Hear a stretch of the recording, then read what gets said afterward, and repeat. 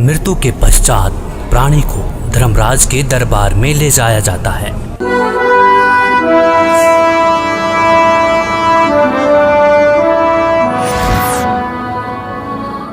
पृथ्वीलोक पर प्राणी जैसा भी कर्म करता है उसका विवरण हर रोज धर्मराज के बही में ऑटोमेटिकली फैक्स हो जाता है।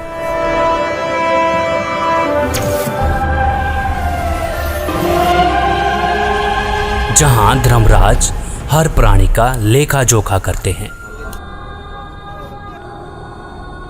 इसीलिए धर्मराज को 21 ब्रह्मांड का न्यायाधीश भी कहा जाता है। जीवात्मा को पेश किया जाए।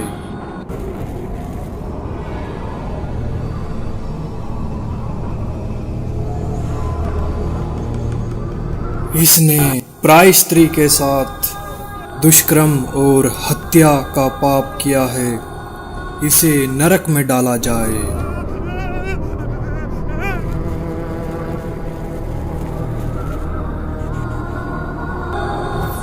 जो भ्रष्टाचार, चोरी, मदिरापान, नशा आदि करते थे,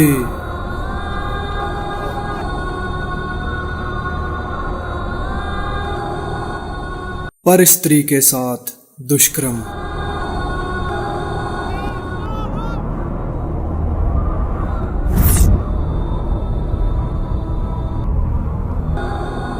पर पुरुष के साथ नाजायज संबंध और धोखाधड़ी।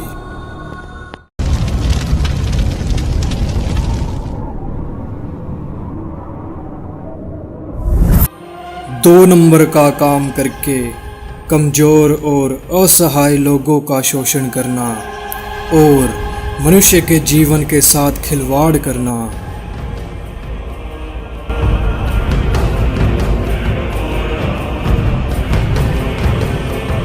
शास्त्र अनुकूल भक्ति न करके शास्त्र के विरुद्ध भक्ति करते रहे। कोई तत्वदर्शी संत को गुरु न बनाया।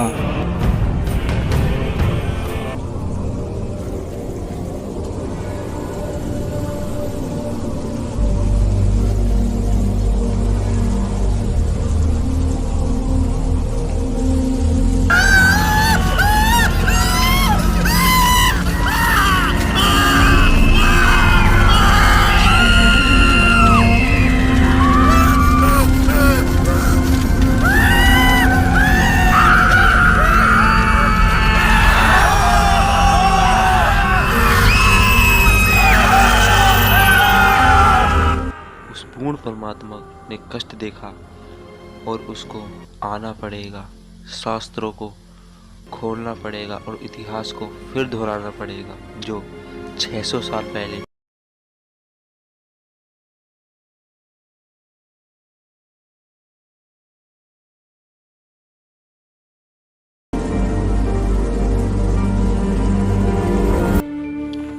सबकी मदद करने वाला, सतभक्ति की सही राह बताने वाला,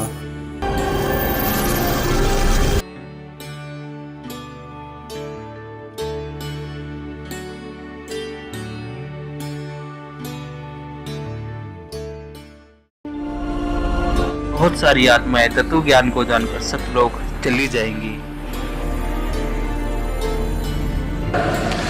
तेरे कोटी में झांकी सुरता तो ये पति बुलावे है, इस मोह ममता के जाल में तने काल फसावे है। अपने पति को भूल बावड़ी बैठी आराम संगर के, काम क्रोध मोह लोभ मस्करे ये जारा के। अपने पति को भूल बावड़ी बैठी आराम संगर के, काम क्रोध मोह लोभ मस्करे ये जारा ते डर के। माता पिता संतान संपत्ति में तू तो उलझ गई घर के, मिलना चाहे पति अपने ते बांधे कफन सिर के। उस पूर्ण परमात्मा की भक्ति करने के पश्चात यह आत्मा उस जगह चली जाएगी जहाँ की हर वस्तु कभी खराब नहीं हो सकती और वहाँ पर हमेशा कभी बुढ़ापा कभी नहीं आता, हमेशा युवा शरीर रहता है।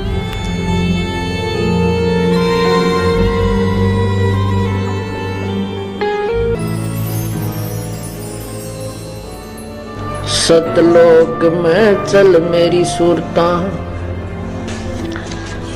हिम्मत ना लावे देरी, सच कहूं ना झूठ रती बरी, बात मान ले मेरी। सतलोक में चल मेरी सूरता,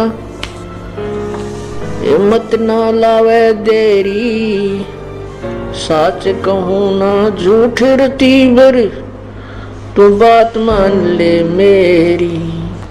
कहते मन मान सरोवर नाण रे, जल के जंतु रे जल माही, आठों बखत बिहान रे, आठों बखत बिहान रे।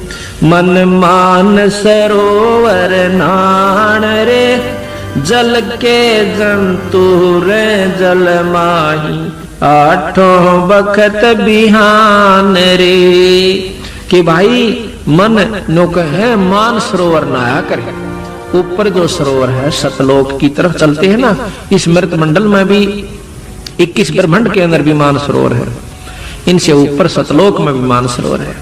कहते हैं मन मान सरोवर नाण रे, जल के जंतु रे जल माही, आठों सतलोक जहाँ पे सत्य पुरुष साकार रूप में है, जो कि इस समय संत रामपाल जी महाराज के रूप में धरती पर अवतार लेके आ चुके हैं, जो कि हमें शास्त्रों के अनुसार भक्ति खोल के बता रहे हैं, शास्त्रों में उंगली रख के बता रहे हैं। जब ये शरीर छोड़कर जाता है तो परमात्मा के दरबार में जब इससे अकाउंट लिया जाता है तो ये क्या कहता है, भगवान मेरे को पता नहीं लगा, मुझे ज्ञान नहीं हुआ कि मुझे क्या करना चाहिए था, भक्ति करनी चाहिए थी या नहीं थी। तो परमात्मा उलाहने में नहीं रहते, परमात्मा ये भी कसर नहीं छोड़ते। प्रत्येक गांव में, प्रत्येक नगर में, पूरी पृथ्वी पर कोई भी प्राणी ऐसा नहीं जो इस बात से अपरिचित हो भगवान की भक्ति करनी चाहिए, परमात्मा ने याद करो। यानी किसी ना किसी के मुख से उसने अवश्य कहा है भगवान की भक्ति करनी चाहिए, परमात्मा ने याद करवाई। कोई गलती करता है, पाप कर रहा है, भाई भगवान से डर, मालिक ने याद करे। यानी इस तरह की प्रेरणा प्रत्येक प्राणी तक मालिक ने पहुंचा रखी होती है। फिर दूसरा ये होता है, जैसे आप जी गए हुए हो, आप प्रत्येक भाई को, बहन को, मित्र को, सहेली को, कोई रिलेटिव है, संबंधी, उनसे अवश्य ये चर्चा करते हो कि भगवान की भक्ति करो और भक्ति का मार्ग ये है, वो भक्ति का साधना ठीक नहीं है। तो भले ही वो नहीं मान रहे हैं तो उनका दुर्भाग्य है। जब वो सच्चे दरबार में जाकर खड़े होंगे उनका कोई पुण्य उनके साथ होगा नहीं, क्योंकि भक्ति शास्त्र विरुद्ध है। गीता जी अध्याय नंबर 16 के श्लोक नंबर 23 में कहा कि अर्जुन, शास्त्र विधि को त्याग कर जो मनमाना आचरण करते हैं, मनमाने आचरण का अर्थ है जो अपनी मर्जी से लोक वेद के आधार पर, सुनी सुनाई कथाओं के आधार पर, ज्ञान के आधार से पूजाएं करते हैं, वो मनमाना आचरण कहलाता है, जो वेदों और गीता में वर्णित नहीं है। जो शास्त्र विधि को त्याग कर मनमाना आचरण करते हैं उनकी ना तो कोई सिद्धि होती है, ना उनकी गति होती है, ना कोई सुख होता है, यूजलेस। तो जो साधना आप कर रहे थे वो तो उनके पास साथ भक्ति धन हुआ नहीं और पापों की गठड़ी बंध गई पूरी। पाप बहुत इकट्ठे कर लिए, क्योंकि पाप तो दिन में बिना गिनती के होते हैं और पुण्य करने के लिए विशेष व्यवस्था करनी पड़ती है, गुरु बनाना पड़े। फिर जैसे गुरु जी बताओ वैसे साधना, पूर्ण गुरु, नकली गुरुओं से पूजा नहीं, ना उनकी कोई द्वारा बताएगी साधना से लाभ होने वाला। तो ऐसे पूरा गुरु मिले, फिर आप सच्ची लगन से, सच्चे तरीके से लगे, तब पुण्य बने। तो पुण्य तक कोई उनका बना नहीं, पाप की गठड़ी बंद गई। फिर वहां जा खड़ा हुआ धर्मराज के दरबार में। अब वहां ये एक बहाना बनाता है कि भगवान मुझे किसी ने बताया कोई नहीं, भक्ति कर ले। तब इसका फिल्म चलाता है परमात्मा, ये सब आप जो भी बातें जिसके साथ कर रहे हो, वैसे कोई गुप्त का गलती कर रहा है तो वो भी फिल्म बनकर भगवान के दरबार में पहुंच जाती है और एक आपके अंतःकरण में, आपके कंप्यूटर में ऑटोमेटिकली फीड हो जाती है।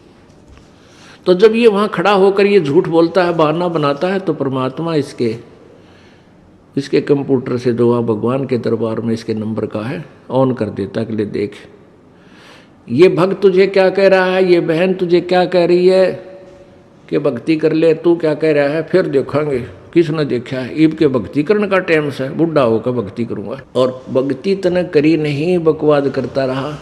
फिर ये कैसे कह रहा है कि मेरे को किसी ने बताया नहीं, फिर ये यूं कर ले है नीची गर्दन। भगवान गलती बन गई बन गदा। अब गलती की सजा दूं मैं, मेरे पास और कोई विकल्प नहीं, जैसी तू करेगा वैसा फल दे दूंगा। तेरा पुण्य होता तो स्वर्ग भेज दूं, हो देवता बना दूं, पुण्य नहीं है तो बन गदा। फिर ये कहता माफ करो भगवान, माफ करो परमात्मा। फिर धर्मराज कहता जब तुझे मनुष्य शरीर कभी प्राप्त हो तब तू भक्ति करना भाई, अब कुछ नहीं बना, जाइए। तो जब ये माँ के गर्भ में वहाँ से जब ये मानव शरीर प्राप्त करके चलता है,